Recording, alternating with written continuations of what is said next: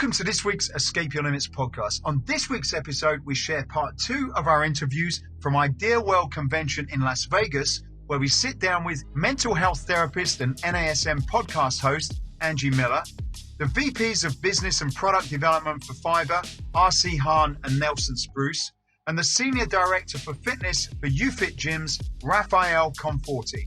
So please enjoy this week's episode of the Escape Your Limits podcast, and thank you very much for listening. Angie, great to meet you. It's nice to meet you too. You've been in the industry for a while then? A little bit, just a few years. How long have you been coming to this event? Boy, I think my first Idea World, I don't even remember what year it was. I came and then I would take a few years off and then I would come back and then I started coming here as a presenter, I think 2015 or 16. So yeah, it's been great to watch it throughout the years. Right. So, What are some of the bigger changes that you would say, because I guess where we are today in the world, things are very different on all levels, but what would you say are some of the big changes that you've seen from a trainer perspective over the time that you've been involved in this business industry? I think more of a holistic perspective. Like I see a lot of stuff now on gut health and how gut health affects our mindset, how gut health affects our whole entire physiology from the way we think and move. And I also see a lot more bridging of wellness and mental health and fitness. So we're looking at what's going on inside of the body, inside of the mind, more than we ever have. Instead of just always externalizing, this is fitness, we need to look at the outside. And then mental health looks at the inside, and then nobody comes together and thinks about how they connect. And I'm seeing that more and more, which is pretty good.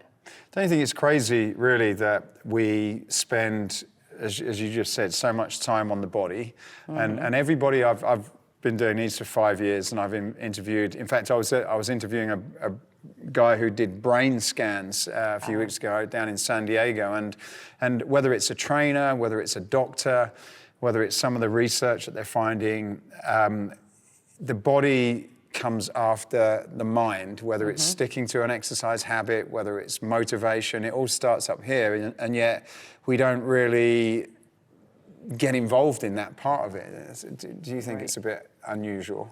Yeah, I think we've missed the connection for a lot of years. Like we were two separate entities standing on two sides of the bridge.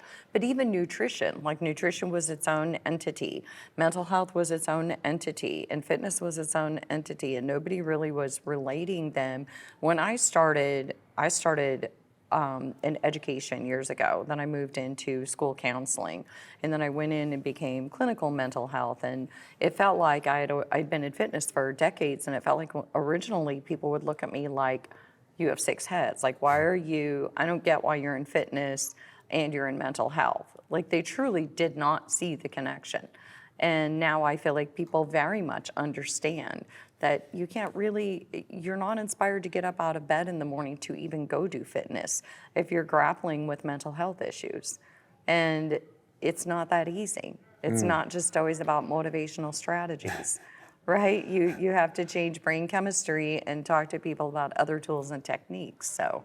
Yeah. This Dr. Wong was talking about people that had post-traumatic stress disorder, and that there are kind of, they can align some of the electrical connections in your brain, and you know, when people have that, they don't want to, or even car accidents, if they've had some sort of car accident that's affected their brain, they don't want to socialize, they don't want to, you know, they want to be in dark rooms, and so when we're saying, I suppose, as a fitness professional, oh, you know, you just need to be motivated, you know, you're not motivated to do that. Right. And yet, you know, until somehow you've figured out, you know, what's going on up here, it's almost impossible to really progress people any further, isn't it? Right.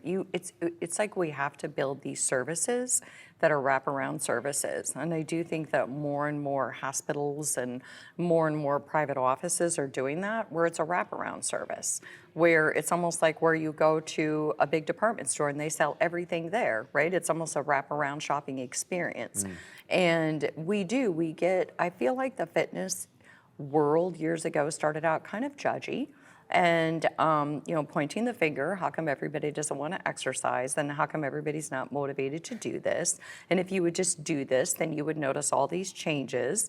But it's not something that comes natural to people, and it can be very, very intimidating. I still think we have to find a way to make gyms and fitness less intimidating, and I think the pandemic helped that tremendously. Really, in what way do you think? Because I think that we invited, as fitness professionals, we were forced to pivot, and we had to go into people's homes. And I think that when we went into people's homes, we got a more intimate look at the world that they are managing versus them always coming into our world. We had to get uncomfortable. Right. What a beautiful thing that is, to make us uncomfortable and to learn how to do technology and meet people where they're at instead of just being like, okay, you show up at my gym at this time and do what I say you need to do. Right. So, and I think that's another big one is we need to ask people what inspires them more and stop telling them what to do. What a novel concept, right? I was talking to Rick earlier on about habit forming, you know, because before you can do any kind of workout really, or stick to any kind of diet, is you've got to be able to create these sort of habits that you're going to stick to consistently. Right. I suppose we've all got lots of bad habits that we stick to, but you know how you know, starting with good habits. Do you? I know mental health is a big thing for you, but is there any sort of, I suppose, before you can get off the couch and then get into to moving, are there any sort of real small steps from a mental health perspective that can help you build, whether it's confidence of just getting in there or something to be able to set you on that road, whether it's to eat better or to work out? Is there anything you know I think about that? it's starting small, almost microscopic, because I feel like we give people solutions, but really what we need to do is ask people to come up with their own solutions. None of us like being told what to do. So offer them the opportunity to come up with solutions. I use a lot of motivational interviewing. You know, what's worked for you in the past? What stood in the way in the past? When did you feel your best? Asking them a lot of provocative questions and getting them to kind of tell you their story, and then helping them to normalize the experience that what worked for you 20 years ago may not work for you now. I don't go to the gym for the same reason I went to the gym 20 years ago. No, me too. So, although some, you know, it's not just about having a good bum and big guns. I don't know. So, yeah. We also spoke about that. You know, as an industry, that is very much the message that we put over, isn't it? You know, Right. If you ask if you ask someone on the street what's the fitness industry about, you know, it's like, okay, well, you know, losing fat and Right. that is really Looking better. exactly. It's always about looking better instead of feeling better. And isn't that what we all want? We all just want to feel better. You know, we want to like the people that we spend time with. We want to like ourselves when we look in the mirror. So, yeah. How are you addressing that? Like, you've got this program which we spoke about earlier, woman's emotional health. What's the name of it? It's called Emotional Motion. Emotional Motion. Are you impressed with the name? Because I was impressed I am. with the name. My writing's terrible, so there I you kind go. of scribbled it down. So Emotional Motion is bridging mental health and fitness, building positive emotion.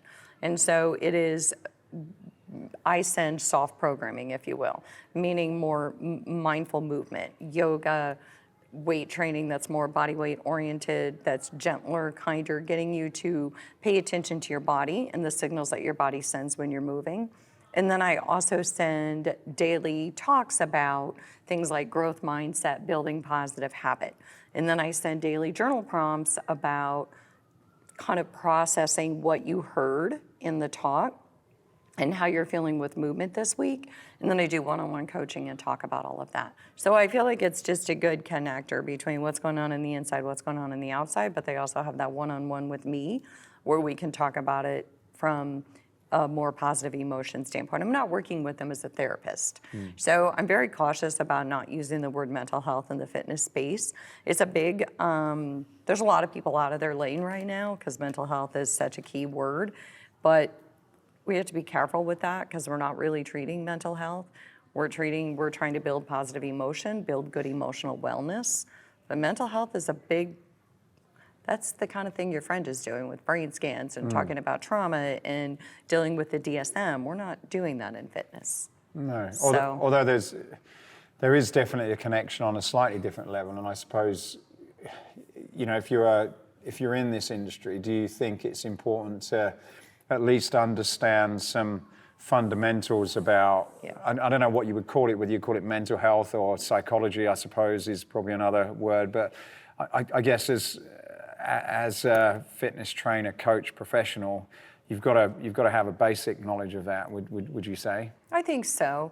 And I think if all else, just like a compassion and empathy for the fact that some people do have, mental health disorders. I mean, many of us at some point in our lives have struggled with anxiety and depression.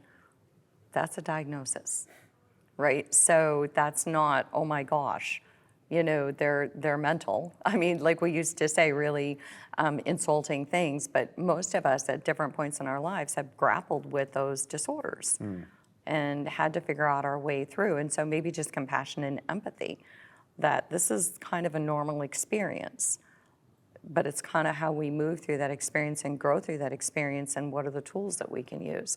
And that's digging deep inside of you, because you have different strengths than I do. So it's kind of, I call it strengths-based. How do I pull from your strengths to get you motivated? That's individual. Introducing the next big thing in functional training, the Escape Barrow, a revolutionary training tool that combines a loaded farmer's carry with a sled push to develop hip, grip, and core strength.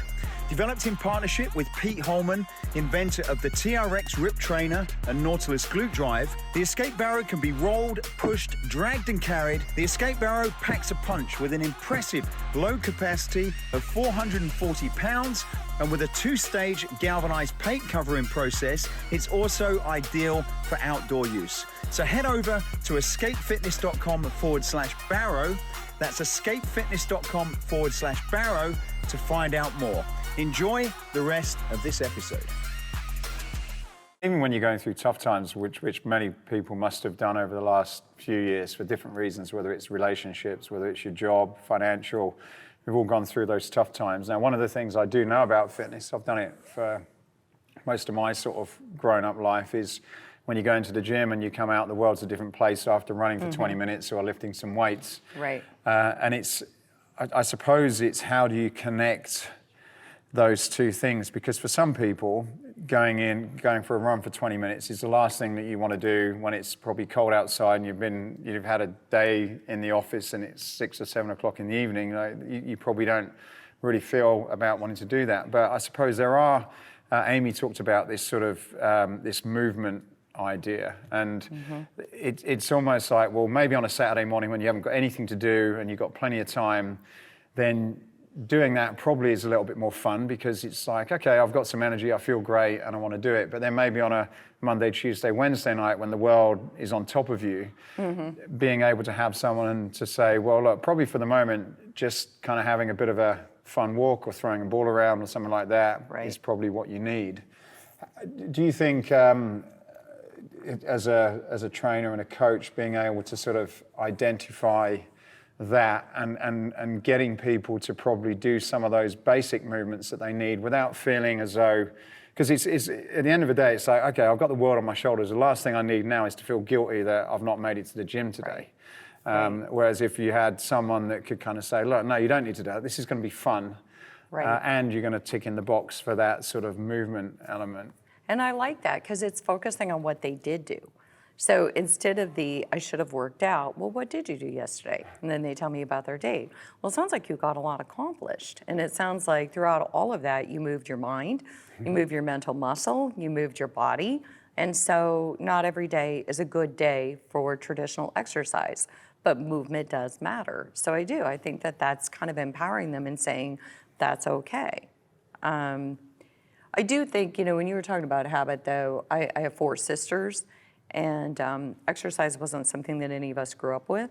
And none of us were sporty spice. I always say none of us were sporty spice. We were all very intimidated by things that flew in the air. And we were the last ones picked in gym. And that we'd always try to make up an excuse, like, my finger hurts. And but then I moved to Kansas City, Missouri when I got out of college to teach school, and I didn't know anybody.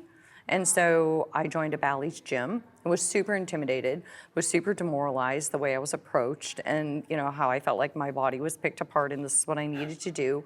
But somehow I found group exercise and I stayed with it. And now to this day, my resilience and my approach in life is so much different than my 4 sisters. And I often think, God, if I could have just changed that trajectory 25, 30 years ago and picked them up and put them somewhere where somebody would have empowered them. No one really empowered me. I ended up having to empower myself. But finding that space, because now no matter how down or depressed I might get, somehow I find a way to rally and move. It may not be the way I used to do it. It may not be in a gym setting, but I find a way to rally. And I think a lot of that is habit. I already know what it does for me. And so I am not willing to not do it. There are days, maybe weeks I do it less, but I know that it's my key to survival. I've studied a bit on psychology. I find it quite interesting. And when people get to a situation where they become overwhelmed and anxious, in a lot of cases, they feel that there's probably only one solution or maybe 2, and neither of those look as though they're appealing. And so as a psychologist, they try and sort of get you to open your mind and consider, actually, there's loads of options that I've not even thought about, and they're probably, so through coaching, they can sort of open your mind to those doors. Do you think in exercise, it's also a little bit like that? Like most people, like you don't, because you're creative and it's like, okay, well, I can do this on the beach and I can do this body weight, I can do this on a band. You can come up with hundreds of different ways outside of going to a building to get that fix in. Same for me, but do you think a lot of people kind of have probably 2 or 3 boxes and that's the end of it, and so they feel complete failures because they've not been able to go and do that? Yeah, they're stuck in that fixed mindset. Like it doesn't look like it used to look, and therefore I didn't do the right thing. So I call it like going fishing. You have to go fishing with your people, just pull from them. And again, they're coming up with their own solutions, but pull from them so that they do feel like they have a wide repertoire of options, that it doesn't have to look like this or this, and it's going to change throughout your life. So that's the other thing. I used to do a lot of step aerobics, and I don't do that anymore. It turns out it kind of hurts. And my husband, don't tell him I told you this, but he's a very fixed mindset. He played basketball for years, and he'd go in with 2 knee braces and all beat up and looking like he's 80. And I'm like, dude, did you know there's other things you can do? But I like basketball. Okay, could we be any more rigid in our thought patterns? But that's that difference, even watching that, even in somebody that I'm connected to and close to, I'm like, so much of that, there's so much that we have to dig into about nature versus nurture and all these other things. I mean, some people are just more wired to play it safe, to stay with what they know, and getting out of that comfort zone is really difficult. But also another thing for your husband, don't you also think that he, and I've done it, in fact, I had an example yesterday, but don't you think that he's like, okay, I'm a man, I've always been great at basketball, this is my identity, this is who, are you saying this it's is a my male thing? Well, no. Maybe, but this is what youthfulness stands for me, and I'm not gonna allow age to take that away. I'm gonna fight through it. So in some ways, there's a bit of that, like, I'm not gonna give into it, but it also, doesn't do you any good if your knees are messed up and you drive yourself into the ground. So it's also saying, well, look, he's one extreme, but I can imagine people who don't do anything feel as though there's only one way to solve that problem, and like maybe there's a different form of things that can keep you feeling, or keep your husband feeling as though he's the man and he's the youthful person, but without actually sort of putting himself in a worse position than what he's probably doing by continuing with that, fighting through. Well, and I think you're right, and I think it isn't just, there's some that ties into that, but I also think with him it came down to comparisons. Well, I see 80-year-old guys out there. I'm like, right, and you know what? I can't run anymore, but I see 80-year-old women who can. Their bodies are designed differently, and it just is what it is. I used to run races. I can't anymore if I want to walk the next day, but I can do other things. So stop telling me what you can't do and tell me what you can. But I can talk to him that way. I'm not going to talk to other people that way because I can be mean to him. No, I'm just kidding. But it doesn't make you, but that comes back to the psychological and emotional thing where you've got to get over that yourself, like that in itself, saying that there's someone else that's older than me that can do it and I can't, that doesn't feel nice. And it doesn't motivate you, does it? It almost puts you back in a position where if I can't do that, then why try anything? Almost. Right. It's that negative inner critic. And I'm talking about that like in my session tomorrow. It's an internal dialogue, that constant narrative that goes on in our head, and how many things that we say to ourselves. And then we just start to bite the hook and say, well, this must be true because my mind says it over and over again. And so many times I'll ask my clients, what do you say to yourself over and over again? They don't want to admit it. They don't want to say it out loud. But they would never speak to anyone else that way. Because we have our worst fears get transformed as this really ugly narrative, internal narrative. And it really does get in our way a lot for all of us. Even if we're positive-minded, we have negative internal dialogue.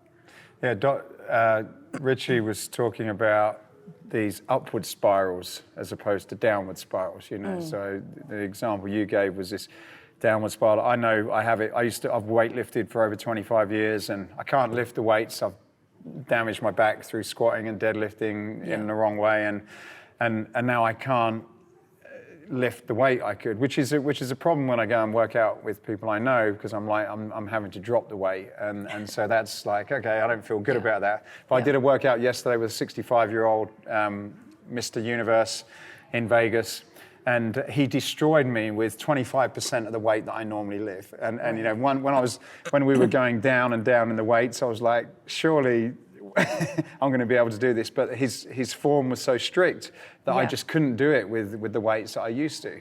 And so for me, that was a great. It was a great moment where this guy was a Mr. Universe. He was over 65, great shape, and yet he got me to think differently about what training with weights should be. And but sometimes it takes a really, really talented coach to be able to sort of make you feel good. And so my question to you then is, do you think the roles of trainers needs to change a little bit more? Yes, we all know about physiology and workout and exercise. Everybody knows that. But to be valuable in terms of getting more people involved in fitness and that, we can't just be great people who write workouts. Right. I agree.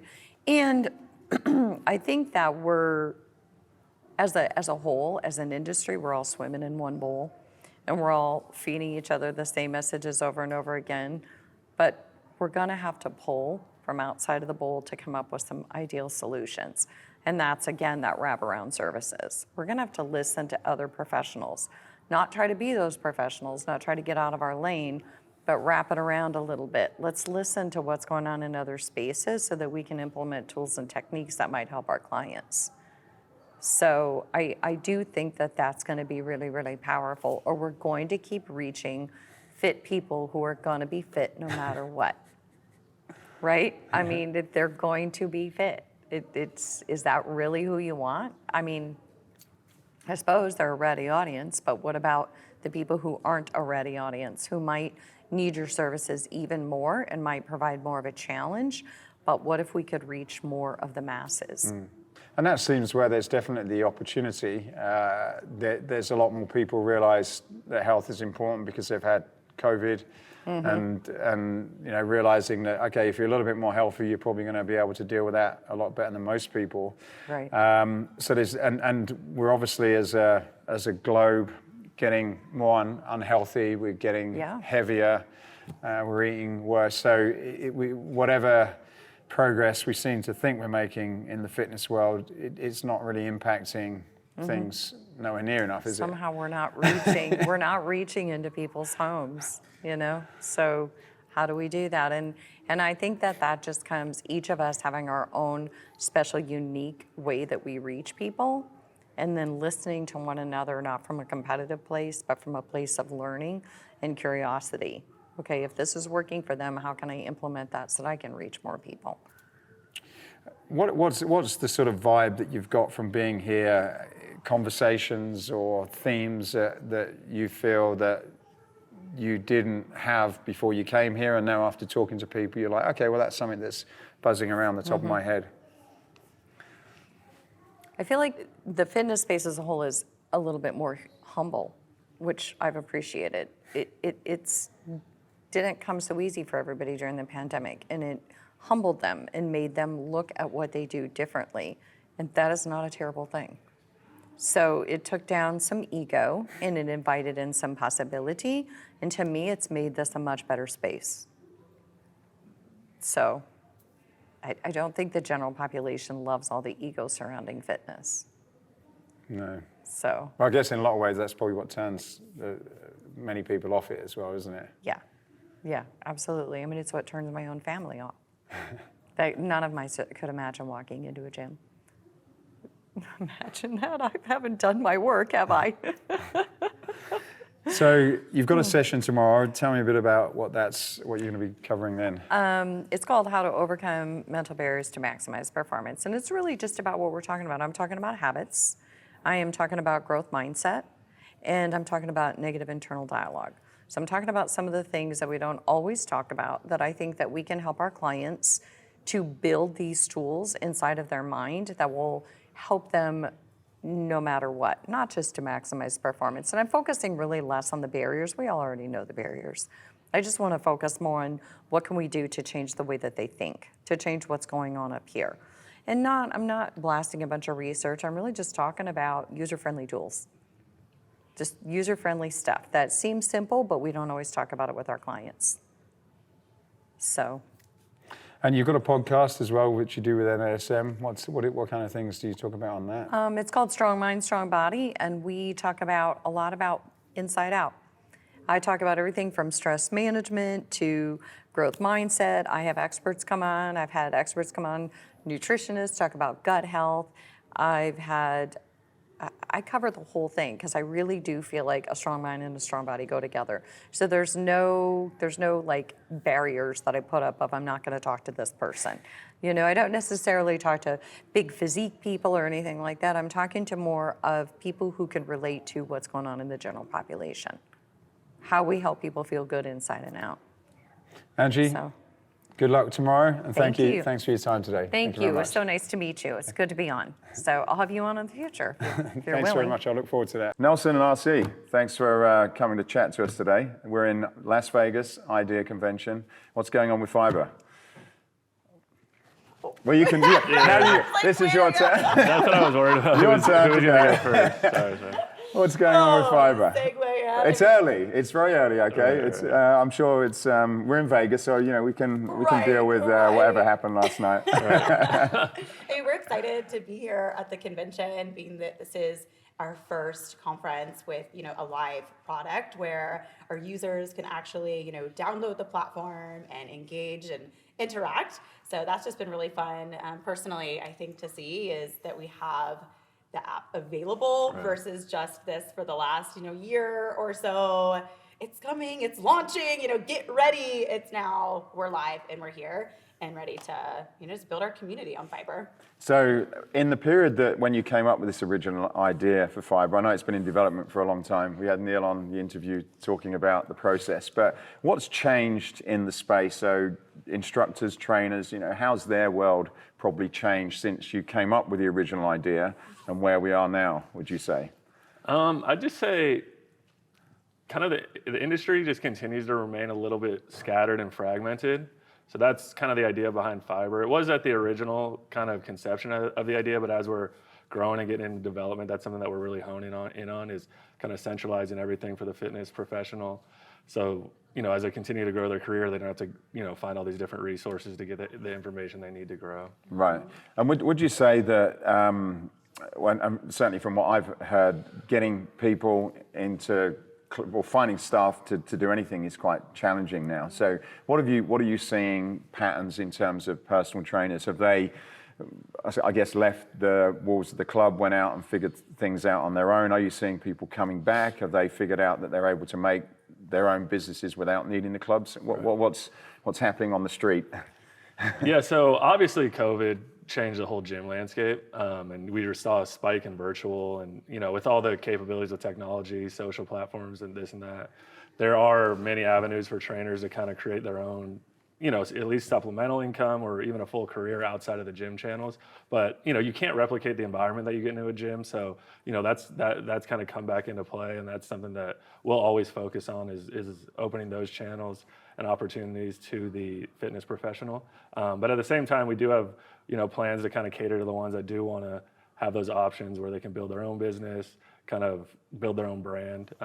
So we are kind of trying to attack both those lanes, really. All right. And what about from the operator side then? How are they doing at the moment in terms of finding good quality people? Are some of the really good ones now figured things out, and so it is a case of they've got to bring new people in, and then as a result of that, they've then got to educate them to sort of get to the standard? How would you segment the type of people that were in the industry to kind of like who they are and what they're doing now, would you say? From having worked on the operation side in health clubs previously and recently, still having networks and ties, that has been a problem indefinitely. Like, it has continued to be a problem. Talent acquisition, finding quality talent, and then retaining that talent has been a problem. That continues to be, and that's something we hope we solve for. And we use that analogy of like that needle in a haystack.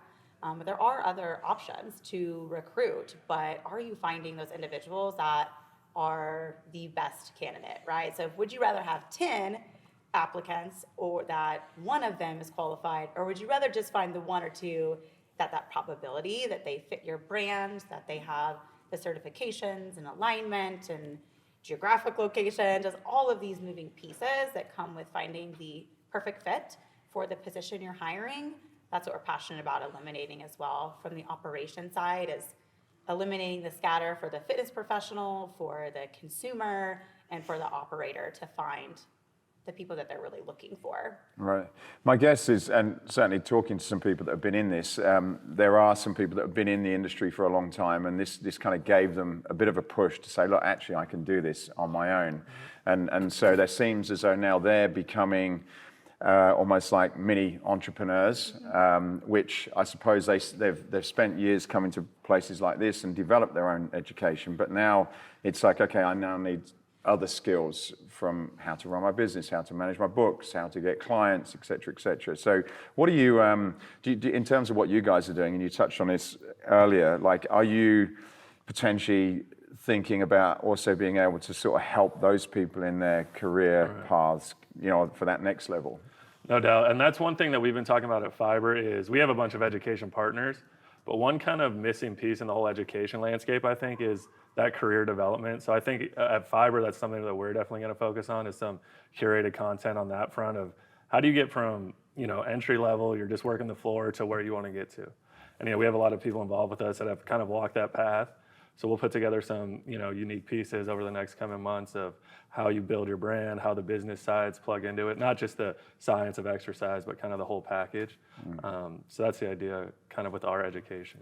And does that pathway exist? Is there a clear path, or is it something that you've got to figure out? Okay, like, you're going to need marketing, you're going to need some sort of finance, you're going to need whatever. Are you trying to sort of figure out what those key things are and then bring partners in to kind of make that a nice clear roadmap?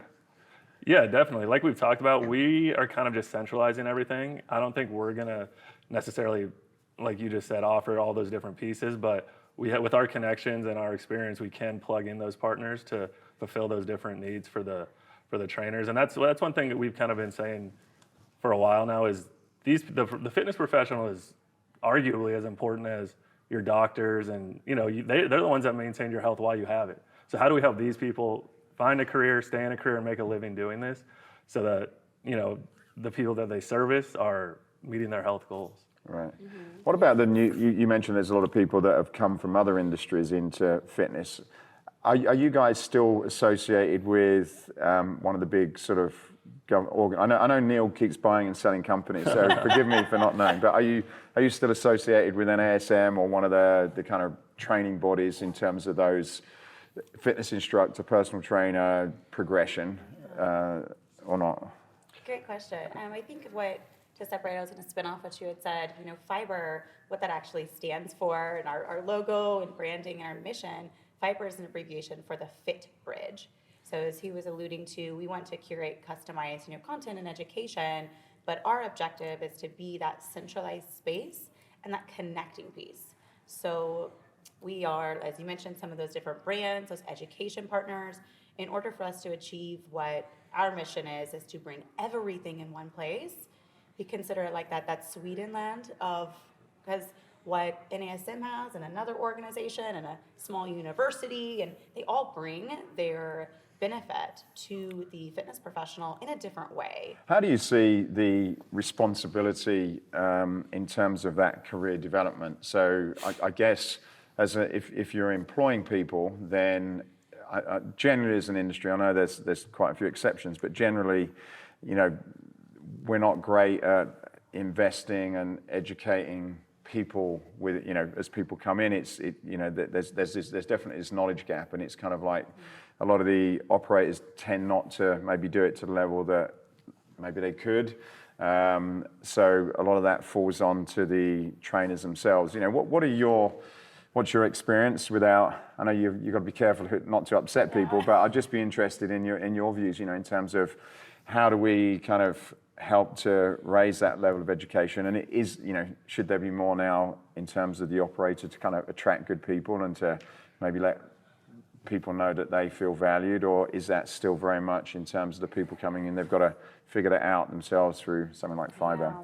Having had been in every seat on the bus in that story, right? The trainer, the fitness manager, the onboarding, the recruitment, retention strategies. There's always a way that we can enhance our onboarding experience, right? To give them the tools and set them up for success, and that would be per brand on how they decide to implement that. But also, I remember being a fitness manager or a Fit Pro, and you're just like Googling. You're like, oh, I need CEUs or CEZs, or I need to find this thing. And there wasn't that place. So I wish I would have had FIBR when I was a fitness manager overseeing Fit Pros, because I could have just said, oh, hey, I know you're interested in X, Y, and Z. Go on FIBR and browse what they have, versus sending them to 7 different websites, and then they get overwhelmed. And then you find fitness professionals, I'm guilty of it, I have specializations in things that I don't care about, that I don't want to use with my clients, and that doesn't help me achieve my success, because now I'm going to have a client base, and I'm going to be writing programs that I'm not passionate about. Versus if I knew certain specializations or continued ed was accessible, I would have gone that route. I would have been a better trainer. My clients would have seen better results. And then you would have increased that retention of your staff, and then twofold increased your sales revenue, right? It's kind of that flywheel of, if we just give them access to, again, empower them to make kind of their own educated decisions, we can increase that retention and that member or client experience. With the technology that we plan on having in place, we can make tailored recommendations based on, what are your interests? We'll have some things that you can fill out upon the sign-up process that kind of will help us recommend, this is the education that could help you further your career. These are the products you might be interested in. These are the job openings, that you would be a good fit with. So we can kind of tailor that as we start to get more feedback and more data on the technology side. Right. How are you guys, or are you? Is there any sort of involvement in who you bring on to the platform in terms of people? I guess it sounds like it's a clever platform, and it can help tailor your interests and push you in a certain direction. But when you get to that direction, is it just you're trying to bring as many people on board as possible, or are you kind of being more selective in terms of the quality in general of those options? Are you talking about from a brand perspective? Yeah, so from FIBR, yeah. Yeah. So you've obviously got a number of brands on the platform. We're also on there, which is great. We love y'all. Thanks for being on there. But is there any, are you just if anyone wants to come on it, they can come on it from a vendor perspective, right? Or are you sort of being selective about kind of who you want to put in front of people? Yeah, there's as far as the brands and partnerships to be a featured education or gear or product, those are fully vetted out, because it's also important to us to add that authenticity back and that credibility back into our industry that we feel has been, lost a little bit here. So definitely as far as the brands go, those are fully vetted out. So you won't see a company on there. We're going to call it like the fiber seal. That's what I like to use, the analogy. And if it's on there, it's legit. Right. You know that, because that's another point. I've had trainers that go and take some certification and they want to be in this industry and they got something that's not accredited. Right. Or they took a CEU and now their certification's going to expire because they didn't know their CEUs weren't legit. And their products, like, that's actually a trash product, but the same one's over here. This is the good one. This is the quality one. This is the one that you actually want to invest in. So brands, partnerships, those are, vetted out internally through our team. And as far as users, of course, we want anyone and everyone that's an enthusiast and a client or a Fit Pro or an executive. We want to have that centralized place for the community of people that just love health and wellness. And what are you doing on the club operator side then? How does that work? Who's coming on? Are you looking to get as many people on so that, I guess, anyone that's struggling to get good quality trainers, can they just sort of get in touch with you and sign up? Tell us a little bit about that side of FIBR. Yeah, so that's, like you said, I think everyone in the industry has that problem. And that's something that we're seeing is, that's the bridge that we're trying to gap is there's hundreds of thousands of trainers getting certified. There's all these gyms that need to fill their spots with good quality candidates. So where's the gap there? So that's what we're trying to provide is that channel. And we're obviously welcome to any and all gyms, whatever size, if it's a boutique, if it's a one-off, in middle America or a big chain here on the West Coast. We can kind of cater our offerings to their size and their needs. So in my view then, are you basically taking out the sort of recruitment agency layer and sort of connecting people and doing it in a more cost-effective way? Would that be a way of sort of explaining what you're doing? Yeah, that's the idea behind it. I mean, obviously there are platforms, big platforms that exist, LinkedIn, Indeed, all that. But like RC was talking about earlier, it's kind of that needle in a haystack approach. Those are so saturated, and the fitness industry, you need specific qualifications to fill specific roles. And the people behind this have been in the industry forever and know what that takes and know that a resume doesn't necessarily tell your whole story, you know what I mean? Like that's something we've been talking about a lot is 99% of personal training is personality and the way that you come across to your client. So we're trying to just package all that for the operators so that they can fill the positions they need to. So I'm going to put you on the spot now, okay? One of you has to choose who's going to step up for this. Thanks I'm so throwing much. her under the bus. Appreciate it. So the sort of elevator pitch, okay? Like the 15-second elevator pitch for someone who's like, okay, right, what is FIBR? We've covered quite a bit of it, but what's the sort of, give me the 15-second pitch. Yeah, I'd say it's the first ever centralized location for the fitness industry that brings together our people, our products, our education, and the facilities that Fit Pros or fitness enthusiasts or do what they love to do. So just bringing everyone together in one place and allowing opportunity to connect with community. Fantastic. She did a good job, huh? That's why she did it, yeah.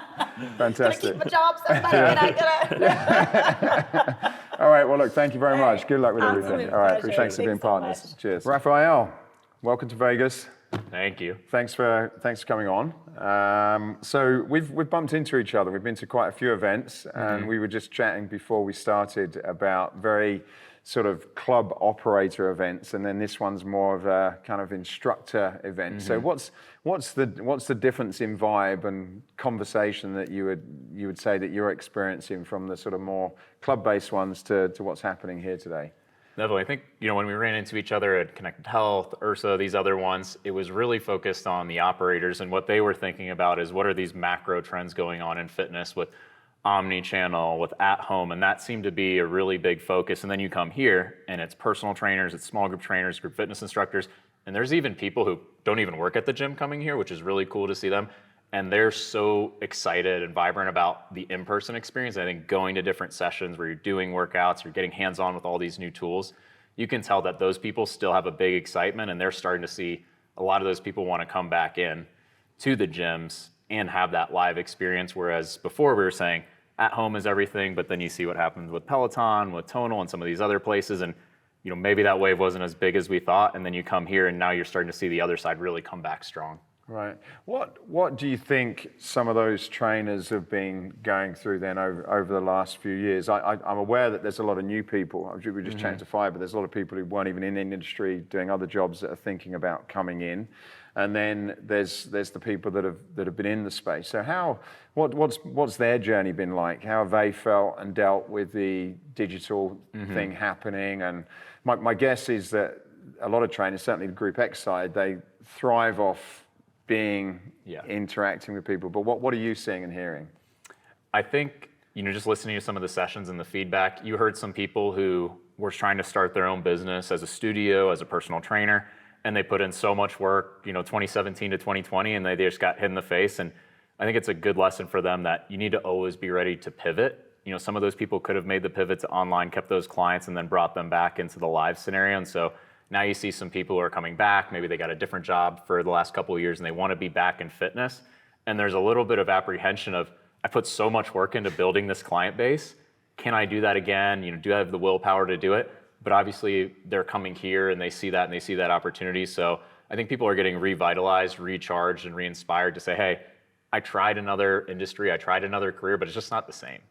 I love fitness. I love being in front of people. I love having somebody come in one day and then a year later they're a totally different person physically, mentally. So that excitement is definitely here. And I think a lot of people are coming back to the industry. And then you see, you always see people who are looking, I want to change my career, or hey, it's really cool to be a personal trainer. I can wear comfortable clothes. I can make my own schedule. And then they're learning the same lessons that we've been learning for the last 20 years of, well, you need to know how much sessions do you want to train? How much money do you want to make? What type of education should you be investing in? What type of equipment is attractive to your clients? Is it going to be the functional, and how diverse are you going to be with your skill set? And then as you grow, how are you going to get more specific into your niche and really define yourself as a fitness professional? That's an interesting point, and one I want to talk about a little bit then. So there's two things there. There's changes that have happened in the industry. My guess is that the client base may be different and the requirements from the clients may be different. New people may be looking for trainers that potentially weren't because of the COVID scare, and they realize they need to get healthy. And then on the instructor side, new people are coming in trying to figure out where their niche is. Existing people maybe trying to do the same. So if we start with the trainer, what are they now needing to kind of look for? Is it, look, you just need to understand how to be a good trainer, or are there any other things or skills that probably weren't quite as important before that they're now needing to or gravitating to, would you say? I think it's a lot of the same things that I teach the trainers that I work with at YouFit. It's, we always say you want to make an income and you want to make an impact. You want to be a great trainer and a successful trainer, and they're not the same thing. I can be a phenomenal trainer that could get you results, but if I'm not in front of people all day, I'm not going to be very successful. So you need to be great to be successful. And I think that part comes in first, is understanding the business side of fitness. And I think obviously 2020, you realize really quick, wait, do I have a grip on my financials? Do I understand how I make money? Do I understand my comp plan, whether I'm with a big chain or I'm independent? So I think people are realizing how important understanding the business of fitness is, and not just, hey, I like to work people out and have fun, and that's all great, but knowing how to make money. And then the other piece of it is, well, what do my clients really looking for now? Because I think the sentiment of what they wanted has changed. We've seen a lot of stats go from, it used to be so focused on weight loss, right? I want to look better, and that's going to make me feel better, all these other things that they think. And now they're thinking, well, I need to be a little bit healthier. So it's not so much about the aesthetic gains as it is getting into the psychology. We've seen all these mental health apps come out, and we always joke that as a personal trainer, you're like 60% therapist, 45% working somebody out. So you see a lot more people investing in understanding motivational interviewing, behavior change of what types of habits can I actually teach somebody so that they're going to do these things outside of the gym that are going to make themselves feel better physically and mentally. And then you get this flywheel going of the better you feel about yourself, the more good things you're going to do for yourself. And then the better you feel, the more you're going to feel good about yourself. So it's this great cycle of improvement. So we really need to understand business and a lot more psychology, motivational interview, and just making exercise more fun at the end of the day. So has a lot of that then been driven, and correct me if I'm wrong, to understand what you're saying. So with people coming in now wanting something different from their fitness trainer, my guess then that's causing or a requirement for a trainer to probably be a slightly different person. So rather than a weight loss, fat loss expert, it's something else. Is that what you're seeing? So they've got to be slightly more rounded in a different direction because of what the market's looking for. Definitely. I think the way that you're going to keep a client, I think what a lot of people realize is if you have a relationship, you can carry that client through anything that's going to be going on in their life or macroeconomic world, anything like that. If you have a relationship, they're going to value that. If you're just somebody who tells me what to eat, shows me the exercise, counts my reps, you're not going to sustain your clientele and you're not going to grow your business. I think people are becoming more aware of the importance of a relationship. And I've always said for my clients, you can keep a client for 6 months if you get them great results, but you can only keep them for a year longer if you have a great relationship. Right. How are the education providers meeting those changes as well? Have they done a good job of it? Because I guess they've got to evolve as well. You know, it's no longer probably doing this thing. They've probably got to create new curriculums, etc. So are you seeing those evolving, or are you seeing any new people that are coming in probably that weren't around before that are really kind of hitting this? Because there's a couple of things I've certainly seen that are becoming really popular is the whole recovery side. And it's like, well, where do you go and learn about that, you know, and what's required outside of following podcasts and YouTube. And then the mental health coaching, those seem to be two things that I've felt. I'd be interested in your views. And then secondly, you know, how's the education filling some of those needs? Starting with the second part of that, recovery is definitely huge. I think we've seen that for the last couple of years. And that's where it gets really interesting, where I think a lot of consumers and a lot of trainers, they want to go with the fanciest thing. And so it's almost like taking supplements when your diet isn't right. Okay, if you don't sleep, does it really matter if you have the greatest massage device? You can't out-massage 4 hours of sleep. So I think you're seeing a lot of trends with recovery, but I also see a lot of people going to, let me do cryotherapy, let me do red light therapy. And those things are great, they're phenomenal, but it's like that last 10%. If you don't sleep well, if you don't stretch, if you don't de-stress your body, those things can only get you so far, and they can facilitate. So recovery is there. I just see a lot of people going for the coolest thing rather than remembering what the human body is. And then in terms of education, you are seeing some sessions here on recovery. You are seeing sessions on motivational interviewing, and I think the certifications are pivoting to that. And the other big piece that I've seen is you have a lot of new people, like always, coming into the industry, and those people are learning differently now than they were in the past. So, you know, if you ever took a certification, you got this giant textbook and you got 20 hours of video lectures. People do not have the patience for that. So what I've been talking to them a lot about is the learning and development approach. So it's great to get somebody to buy your education, but if you want them to get a specialization, you want them to stay in the industry, they have to actually learn what you're teaching. So what I've seen and I've talked to them about is micro-learning. So how can you take this 30-minute lecture, how can you take this 30-page chapter and put it into very small segments, almost like an Instagram reel, so that they're gonna wanna watch it and they can just take one takeaway, one nugget at a time.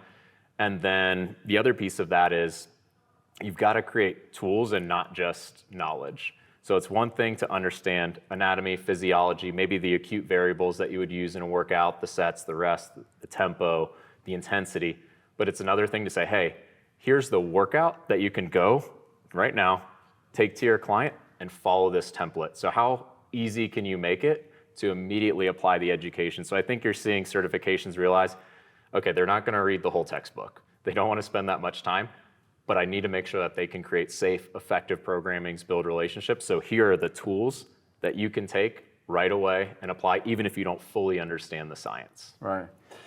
You're in this all day, every day. This is part of your role within YouFit. When I talk to a lot of people, I can't help thinking that there's a lot of really good research that's been done. I don't know whether it's happened recently because of what's happened in the pandemic, or whether some of this is just becoming more aware. And some of the, whether it's from your nutrition, whether it's fasting, recovery that we spoke about in terms of sleep and how to sleep, whether it's cold therapy and how to do it and when to do it and how that relates to exercise and what you should do for strength training and HIIT training, that there seems to be so many new things that are coming out. And if you want to stay on top of it, at the moment, you follow great podcasters or people that are sort of taking information. Andrew Huberman, for an example, is a great example. I learned so much from him. What's the role of an operator, trainer, and education provider? Because I suppose historically these were places you went to get the information first. You either went to your trainer or you went to your fitness club that had that trainer within there, and the trainers came to events like this to sort of really get this first. And now with the way media's changed and social media, it's like you can get those small clips, and you could get a little post, and it's like, okay, here's what to do in terms of sleep. This is what you do for cold therapy, etc. How can people that are in the business sort of move with a lot of these fundamental changes and make sure that they don't sort of almost become obsolete, where me as a consumer, I can sort of shortcut that and say, well, I'm going to listen to this guy because he knows way more than what you do, as an example. What are your thoughts on that? Yeah, I think there's always been a ton of information out there, and the hardest thing for a consumer is what's true, what's accurate, what applies to me. So I think that's where the role is always an individualization of, there's a ton of amazing techniques. They don't work equally for everyone. They won't work equally for you, even just based on the day. So let's say you didn't sleep well. Should you be doing that specific type of workout? Is there a better type of recovery service? So there's a lot of information, but how can we as operators develop our teams to understand, yes, you've got a million different tools on the belt, and they're probably going to ask you about this diet or this tool, and you need to be aware of those so that you have some credibility. But the biggest piece is understanding we're going to individualize for you, and I'm going to know, hey, this is the tool that we're going to pull off the belt today, and this is going to be the best one for you because I understand how your body moves, what's going on with your life at home, and this is going to be effective. And ultimately the test is going to be, you can pull something off of online and then you can do it as a consumer. Did you actually get better? Do you feel better? As a trainer, as an operator, I know for sure that you're going to feel better. And if you come in my doors, let's say you feel like you're at a 6 out of 10 for the day, you're a little bit tired, I pull off the right belt, maybe the right recovery tool, the right workout, and now you leave at a 7 out of 10, an 8 out of 10, you're going to come back to me because I made you feel better. Do you think, though, that now changes the role for a trainer? Whereas, because I agree with everything that you said, and when I learn about a subject, I'm in a fortunate position. I can interview loads of people, and I find out what I thought when I read it.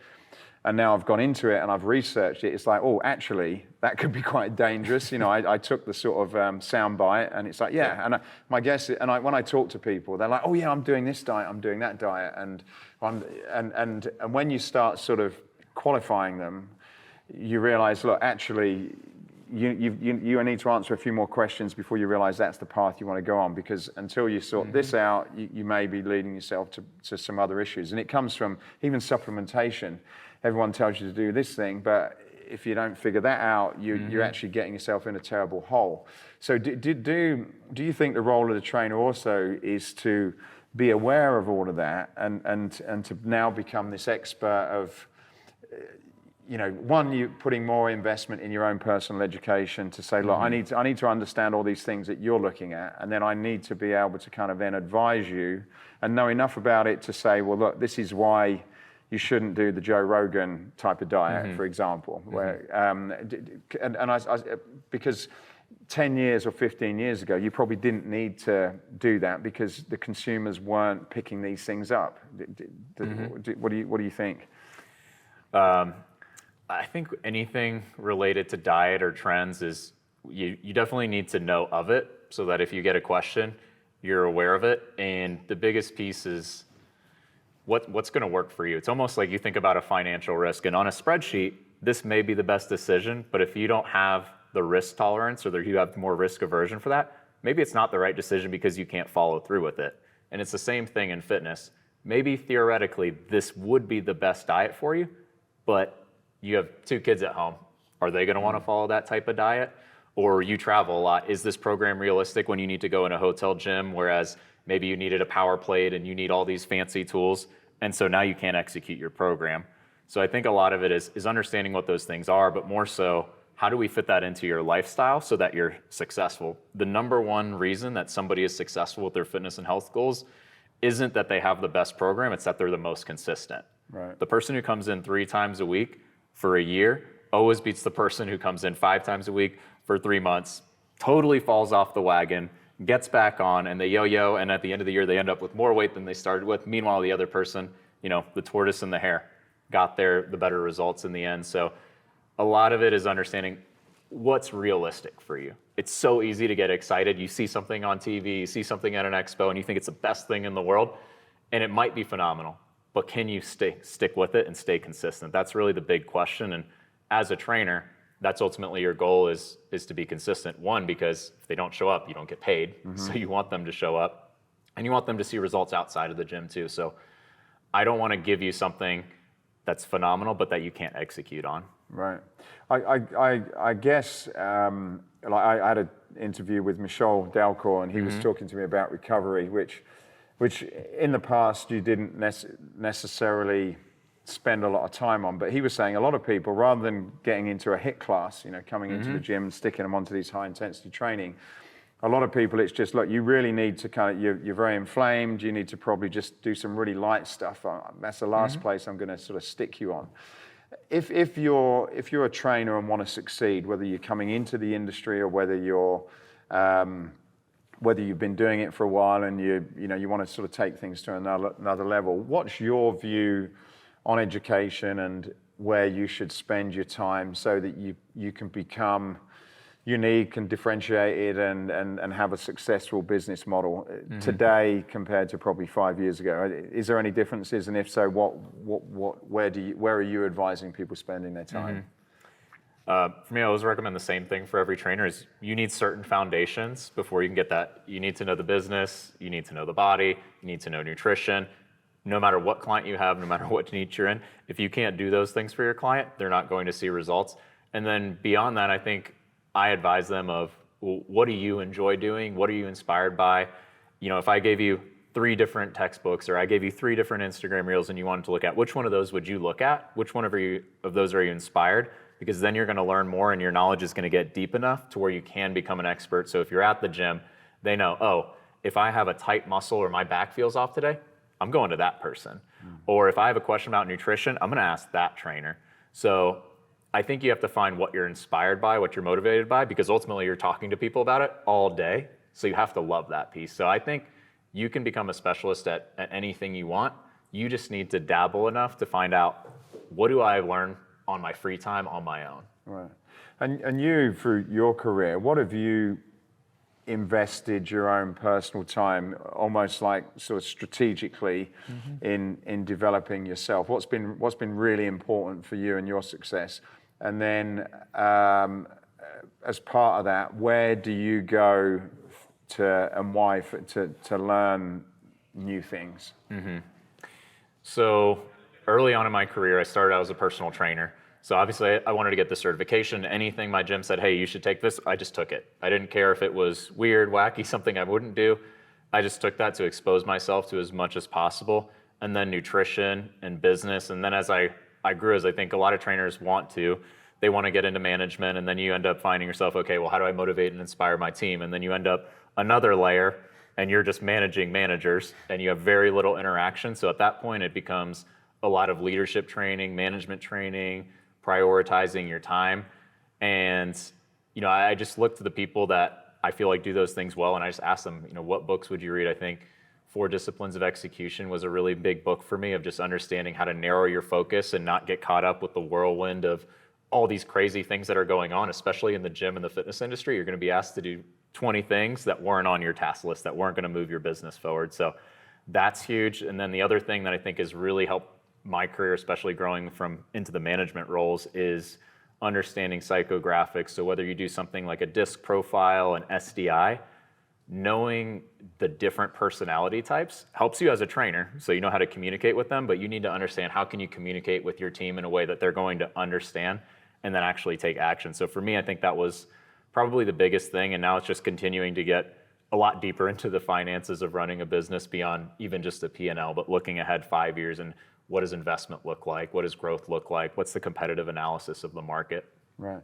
And final question then, at YouFit, what's consuming most of your personal time and energy at the moment? What's sort of top of your mind that you got to, is it getting people in? Is it getting trainers? Is it educating them? Where are you focused at the moment? Yeah, well, we always want more people coming in the gym. So that's always number one on the list. But specifically focused on small group training right now, we have a program called HIT Plus where we've rolled it out to 70 plus gyms right now. So that's been a huge focus. We know obviously with potentially the economic structure, people are going to still want to get results. They're still going to want to work with a coach or a great fitness professional. So that small group training gives them the opportunity to work with a trainer. Maybe instead of going with them 3 times a week, now you have a one-on-one session, and then you supplement with that with 1 or 2 other sessions. So that's been a really big focus, and that's something that a lot of trainers have been excited about. And then they start understanding the business of, hey, this is actually a great pool for you to pull from your one-on-one, or never lose a client, put them into your small group training. That's been a huge focus. And then we're also really focused on, always how good are the programs that we're running? How good is our GX program? What types of classes are we running? How much are we developing the instructors for the trainers? Do they have the skills to be successful? If they don't have the skills, they're not going to have the will. So we're really focused on developing our trainers and understanding their comp plan and understanding how to run a session at a gym and how to actually train somebody. And then those are really our big focuses, is we want to have excellent GX, we want to have excellent small group training and PT.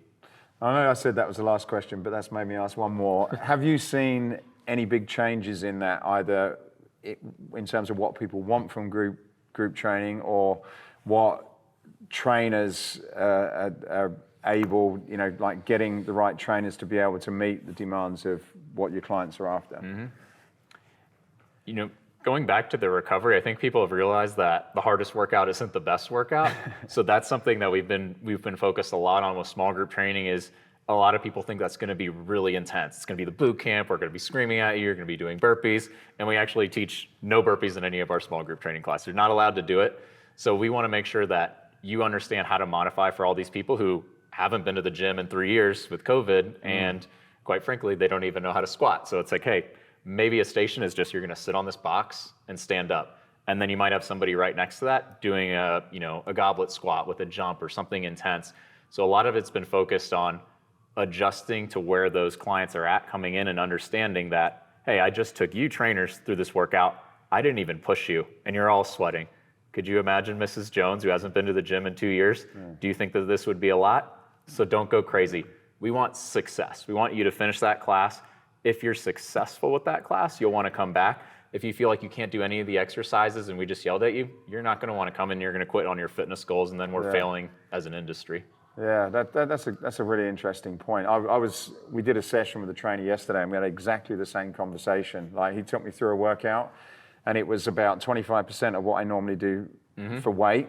It was very intense, but it was just a slightly different way of training, and I still got the result. But I suppose, I put myself into the older category. I say this a lot, but there's a lot of people in that older category that also don't work out. And you're not recovering quite as quickly. So even a very, very light workout could easily put you out. And particularly with everything, COVID, everyone I know kind of gets COVID when they're run down or something. So you could quite easily get someone in, and then, they pick up some sort of bug because you've just depleted their energy quite quickly. They don't come in for a few months.